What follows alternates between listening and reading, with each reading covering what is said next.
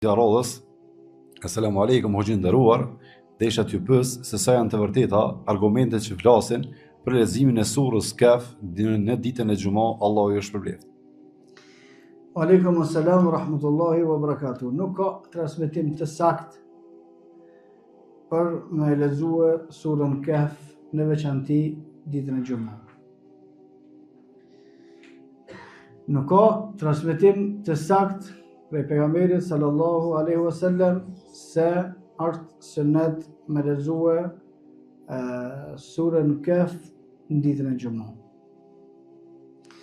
Nëse lexon dikush surën Kaf ditën e Xumah, ka problem? Ka problem. Për shkak të argumenteve të përgjithshme. Në argumentet e përgjithshme pejgamberi sallallahu alaihi wasallam ka thënë kush e lexon një shkronjë të Kuranit i ka të sevape. Edhe sa shkronjat e ka sura Kaf, herë 10 i ka shpërblim kushdo që e lexon, por me përcaktue veç në ditën e Xumah nuk duhet. Nuk duhet për shkak se nuk ka thonë kështu pejgamberi sallallahu alaihi wasallam.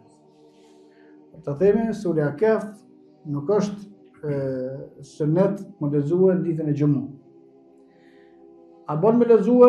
Bën, por me përcaktue si ibadet të veçantë nuk duhet, për shkak se nuk është i përcaktuar prej pejgamberit sallallahu alaihi wasallam. Masanena, surja Kaf, edhe surët të tjera, është mirë me ditë kuptimin e tyre e me qitë në praktik.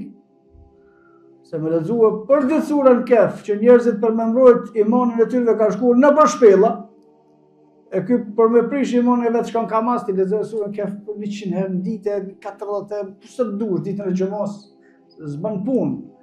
Nëse nuk është në përputhje me praktikën e asaj që vepron. Po shkurtimisht themi se nuk ka argumente të sakta prej pejgamberit sallallahu alaihi wasallam që duhet me lexuar surën Kaf ditën e Xumahs, wallahu a'lam.